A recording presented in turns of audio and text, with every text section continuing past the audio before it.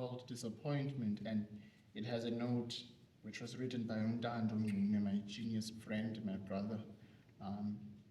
And it goes as following. It says, we all have negative thoughts in us, but what truly defines our character is our ability to channel those negative thoughts into positive action or positive outcome. It's for strings and piano. Disappointment, one of my favorites, Jesus.